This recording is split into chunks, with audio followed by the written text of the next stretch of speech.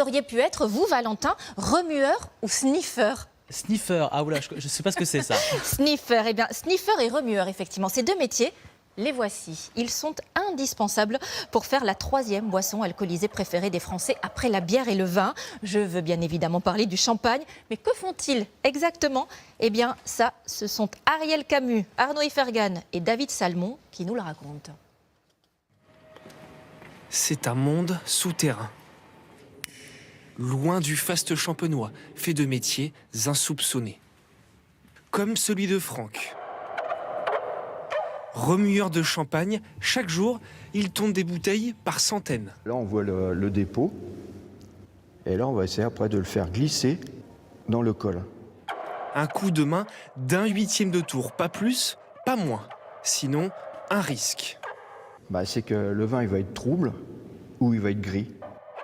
Impensable pour les meilleures cuvées, manipulé avec la plus grande attention, un geste millimétré acquis au fil du temps.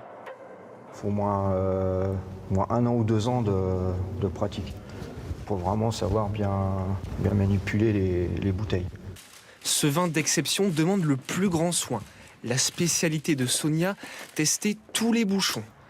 Un métier au nom étonnant, sniffer.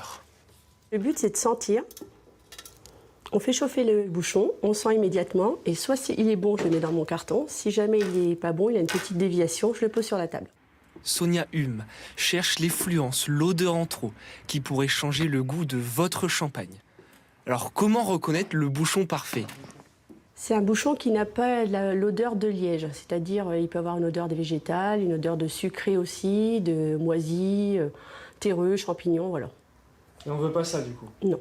Ça altère le goût du champagne, donc on écarte tout. Vous voulez essayer? Sentir jusqu'à 1000 bouchons par jour, cela paraît simple, mais n'est pas sniffer qui veut. Ok, mais je sens rien du tout.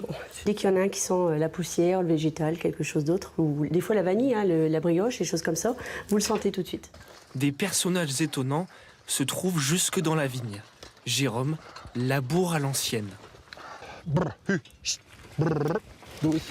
De plus en plus de grandes maisons ou même de petits producteurs font appel à ces chevaux de trait pour une agriculture plus respectueuse de l'environnement, mais pas seulement. Le tracteur a réellement du mal à passer dans des coteaux sévères avec du dévers. Nous, on peut passer. Dans le froid de l'automne, 20 ans de labeur, de labour et une passion restée intacte. Tous les matins, il n'y a pas grand monde qui se lève avec un bureau identique à celui-là, quoi. Et nous, on est chanceux là-dessus. Pris dans la brume, difficile d'entrevoir l'imperceptible. Ses mains, ses nez et tous les autres. Ceux qui font chaque petite bulle d'un grand champagne.